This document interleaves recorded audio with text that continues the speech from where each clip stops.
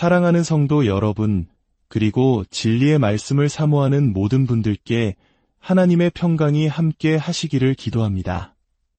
오늘 우리가 함께 나눌 이야기는 물질적으로는 풍요롭지만 영적으로는 깊은 갈증을 느끼는 이 시대에 하나님께서 우리 각자에게 보내시는 간절한 메시지입니다. 이 말씀을 듣기 전 잠시 시간을 내어 구독과 좋아요를 눌러주시면 감사하겠습니다. 여러분의 작은 손길 하나하나가 이 귀한 복음의 메시지를 더 많은 영혼에게 전하는 강력한 도구가 됩니다. 이 영상을 공유하시는 모든 분들의 삶과 가정 위에 하나님의 크신 축복과 은혜가 넘치시기를 소망합니다. 예수님께서는 진실로 말씀하셨습니다. 사람이 거듭나지 아니하면 하나님의 나라를 볼 수 없느니라. 이 말씀은 오늘날 우리에게 깊은 울림을 줍니다. 우리는 눈으로 세상을 보고 귀로 세상의 소리를 듣지만 정작 가장 중요한 하나님의 나라와 그분의 뜻은 보지 못하고 듣지 못할 때가 많습니다. 왜일까요? 바로 영적으로 거듭나지 못했기 때문입니다. 영적인 눈이 감겨있기 때문입니다. 예수님께서는 마지막 시대의 교회가 바로 이와 같이 스스로는 모든 것을 가졌다고 생각하지만 실상은 영적으로 눈먼 상태에 있을 것이라고 경고하셨습니다. 그리고 이어서 그들은 벌거벗었다고 말씀하십니다. 이것은 무슨 의미일까요? 세상에서 가장 화려하고 값비싼 옷으로 온몸을 치장한다 할지라도 하나님 앞에서는 우리의 그 어떤 자기애도 그 어떤 선행도 우리를 가려줄 수 없다는 뜻입니다. 인간의 의는 하나님 앞에서 누더기 옷과 같아서 우리의 부끄러운 죄를 결코 가릴 수 없습니다. 오직 우리를 가려줄 수 있는 단 하나의 옷이 있습니다. 바로 예수 그리스도의 의로움입니다. 성경 고린도후서 5장 21절은 이렇게 증언합니다. 하나님이 죄를 알지도 못하신 이를 우리를 대신하여 죄로 삼으신 것은 우리로 하여금 그 안에서 하나님의 의가 되게 하려 하심이라. 우리가 예수 그리스도를 구주로 믿고 그분이 십자가에서 이루신 용서의 선물을 받아들이는 그 순간 하나님께서는 우리에게 그리스도의 의라는 가장 거룩하고 순결한 흰옷을 입혀주십니다. 이 옷은 세상 그 어떤 명품보다 비교할 수 없이 가치 있는 것입니다. 물론 우리가 좋은 옷을 입고 스스로를 단장하는 것이 잘못되었다는 말은 아닙니다. 헛간도 페인트를 칠하면 더 보기 좋아지는 법이니까요. 중요한 것은 우리의 중심이, 우리의 삶의 우선순위가 어디에 있느냐는 것입니다. 성경은 돈 자체가 악한 것이 아니라 돈을 사랑함이 일만악의 뿌리가 된다고 말합니다. 돈을 소유하는 것이 죄가 아니라 돈이 우리를 소유하는 것이 죄가 되는 것입니다. 제가 아는 가장 경건하고 은혜로우며 이타적인 사람들 중에는 부유한 분들도 많습니다. 그들은 하나님이 주신 물질을 기꺼이 나누며 복음이 전파되고 사람들을 돕는 귀한 사역을 위해 아낌없이 사용합니다. 이제 예수님께서는 우리에게 이렇게 권면하십니다. 요한계시록 3장 18절의 말씀입니다. 내가 너를 권하노니 내게서 불로 연단한 금을 사서 부유하게 하고 잠시 고난받던 서머나 교회를 향한 말씀을 기억해 보십시오. 주님은 그들에게 말씀하셨습니다. 내가 내 환난과 궁핍을 알거니와 실상은 내가 부요한 자니라. 보십시오. 환난과 궁핍 속에 있던 교회는 영적으로 부요했습니다. 고난받는 교회가 종종 가장 순수하고 강한 믿음을 가진 교회가 됩니다. 왜 그럴까요? 고난은 우리의 믿음을 정금같이 단련시키기 때문입니다. 베드로전서 1장 6절과 7절은 이 진리를 분명하게 설명합니다. 그러므로 너희가 이제 여러 가지 시험으로 말미암아 잠깐 근심하게 되지 않을 수 없으나 오히려 크게 기뻐하는도다. 너희 믿음의 확실함은 불로 연단하여도 없어질 금보다 더 귀하여 예수 그리스도께서 나타나실 때에 칭찬과 영광과 존귀를 얻게 할 것이니라. 불이 금을 재련하여 불순물을 제거하듯 시련은 우리 믿음의 불순물을 제거하고 더욱 순결하게 만듭니다. 이것이야말로 하나님께서 우리가 소유하기를 원하시는 진정한 부입니다. 우리 삶에 갑작스러운 시련이 닥쳐올 때 우리는 종종 이렇게 외칩니다. 왜 하필 나에게 이런 일이? 왜 지금입니까? 저는 착하게 살려고 노력했는데요. 하지만 이것은 믿음의 반응이 아닙니다. 하나님께서 우리에게 가르쳐 주신 믿음의 원리는 다릅니다. 첫째, 데살로니가전서 5장 18절의 말씀을 붙잡는 것입니다. 범사에 감사하라. 이것이 그리스도 예수 안에서 너희를 향하신 하나님의 뜻이니라. 지금 일어나는 모든 일 가운데 하나님의 선하신 뜻이 있음을 믿고 먼저 감사하는 것입니다. 찬양에는 놀라운 능력이 있습니다. 찬양과 감사는 하나님을 향한 우리의 신뢰와 믿음을 보여주는 가장 위대한 표현이기 때문입니다. 둘째, 우리 삶에 혹시 하나님이 기뻐하시지 않는 죄가 있는지 스스로를 돌아보는 것입니다. 만약 깨닫게 되는 죄가 있다면 즉시 하나님 앞에 나아가 고백해야 합니다. 요한일서 1장 9절은 약속합니다. 만일 우리가 우리 죄를 자백하면 그는 미쁘시고 위로우사 우리 죄를 사하시며 우리를 모든 불의에서 깨끗하게 하실 것이요. 자백한다는 것은 하나님께서 죄라고 말씀하시는 것에 대해 저도 동의합니다라고 말하는 것입니다. 그럴 때 주님은 우리를 용서하시고 성령께서는 우리가 그 죄에서 돌이켜 떠날 수 있는 힘을 주십니다. 물론 때로는 우리의 잘못과 상관없이 고난이 찾아오기도 합니다. 사도 바울은 누구보다 의롭게 살았지만 그 누구보다 큰 시련을 겪었습니다. 셋째, 로마서 8장 28절의 약속을 굳게 믿는 것입니다. 우리가 알거니와 하나님을 사랑하는 자, 곧 그의 뜻대로 부르심을 입은 자들에게는 모든 것이 합력하여 선을 이루느니라. 이 약속을 내 삶의 약속으로 선포하는 것입니다. 이것이 바로 불로 연단한 금을 사는 길이며 우리의 믿음이 칭찬과 영광과 존귀를 얻게 되는 비결입니다. 주님은 계속해서 권면하십니다.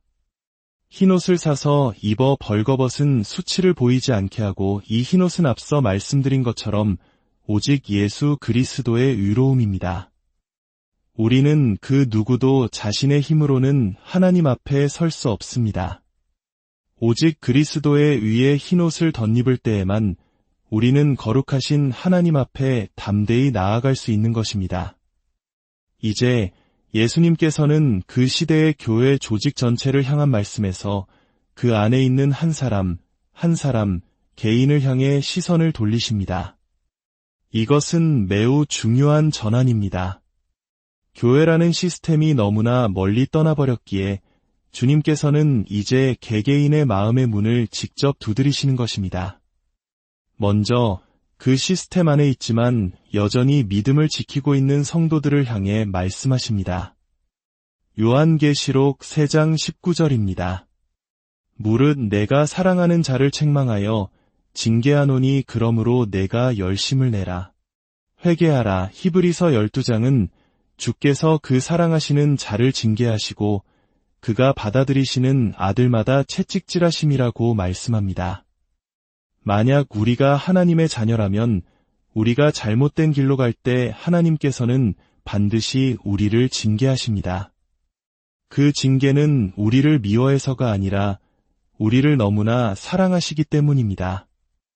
그 징계야말로 우리가 하나님의 자녀라는 가장 확실한 증거 중 하나입니다. 그러므로 징계를 받을 때 낙심하지 말고 오히려 열심을 내어 회개하고 하나님의 관점으로 돌이키라는 것입니다. 세상의 관점을 버리고 오직 이 성경 말씀이 보여주는 하나님의 관점을 다시 붙잡으라는 명령입니다. 그리고 이제 교회 안에는 있지만 아직 예수님을 개인의 구주로 영접하지 않은 사람들을 향해 주님은 가장 유명하고도 감동적인 초청의 말씀을 하십니다. 20절 말씀입니다. 볼지어다. 내가 문 밖에 서서 두드리노니 누구든지 내 음성을 듣고 문을 열면 내가 그에게로 들어가 그와 더불어 먹고 그는 나와 더불어 먹으리라. 이 말씀을 통해 우리가 가장 먼저 물어야 할 질문은 이것입니다. 예수님은 지금 어디에 계십니까? 그렇습니다. 문 밖에 계십니다. 그 사람의 마음 밖에 서 계십니다. 이것은 그 사람이 아직 믿는 자가 아니라는 것을 의미합니다. 만약 믿는 자라면 주님은 이미 그 안에 거하고 계실 것이기 때문입니다. 주님은 말씀하십니다. 내가 문 밖에 서서 두드린다. 여기서 두드린다는 헬라어 원어는 과거에 시작된 행동이 현재까지 계속됨을 의미하는 시제입니다. 즉, 나는 과거부터 지금까지 계속해서 끊임없이 너의 마음의 문을 두드리고 있다는 뜻입니다. 얼마나 은혜로운 말씀입니까? 하나님은 결코 포기하지 않으시고 우리가 마음 문을 열 때까지 사랑으로 계속해서 두드리십니다. 하지만 하나님은 신사이십니다. 문을 부수고 들어오지 않으십니다. 그분은 두드리시며 우리가 문을 열어주기를 기다리십니다. 우리가 그분을 초청해야 합니다. 구원은 저절로 이루어지는 것이 아닙니다. 기독교 가정에서 태어났다고 해서 아버지가 목사님이라고 해서 자동으로 구원받는 것이 아닙니다. 구원은 각 개인이 예수님의 음성을 듣고 마음의 문을 열기로 결단할 때 일어나는 인격적인 만남입니다. 성령께서 때로는 설교를 통해, 때로는 친구의 전도를 통해, 때로는 조용한 묵상의 시간을 통해 우리의 마음을 두드리십니다. 그 음성이 들릴 때 외면하지 마십시오. 마음의 문을 여십시오. 문을 여는 것은 어렵지 않습니다. 이렇게 기도하는 것입니다. 주 예수님, 저를 위해 십자가에서 죽으심을 감사합니다. 지금 제 마음속에 들어와 저의 주인이 되어주세요. 주님께서 저를 위해 값없이 마련해 주신 용서의 선물을 받습니다. 이 단순한 기도가 우리의 영원한 운명을 바꾸는 능력이 있다는 사실이 놀랍지 않습니까? 당신이 마음의 문을 열면 주님은 약속하십니다. 내가 그에게로 들어가겠다. 한번 들어오신 주님은 결코 우리를 떠나지 않으십니다. 요한복음에서 예수님은 말씀하셨습니다. 내가 그들에게 영생을 주노니 영원히 멸망하지 아니할 것이요 또 그들을 내 손에서 빼앗을 자가 없느니라. 그들을 주신 내 아버지는 만물보다 크심에 아무도 아버지 손에서 빼앗을 수 없느니라. 이 약속을 보십시오. 우리는 예수님의 손과 아버지 하나님의 손, 두 손 사이에 안전하게 붙들려 있습니다. 이보다 더 안전한 곳이 세상에 어디 있겠습니까? 주님은 우리를 징계하실 수는 있어도 결코 우리를 떠나거나 버리지 않으십니다. 그리고 주님은 가장 아름다운 교제의 그림을 보여주십니다. 그와 더불어 먹고 그는 나와 더불어 먹으리라. 고대 중동 문화에서 누군가와 함께 식사하는 것은 가장 깊은 친밀함과 교제, 환대의 상징이었습니다. 예수님께서는 우리가 마음 문을 열면 우리의 삶 가장 깊은 곳으로 들어오셔서 우리와 함께 먹고 마시며 가장 친밀한 교제를 나누겠다고 약속하십니다. 이 타협과 배도의 시대 속에서도 주님은 여전히 우리 한 사람 한 사람에게 손을 내미시며 이 깊고 영원한 교제 속으로 우리를 초청하고 계십니다. 귀 있는 자는 성령이 교회들에게 하시는 말씀을 들을지어다.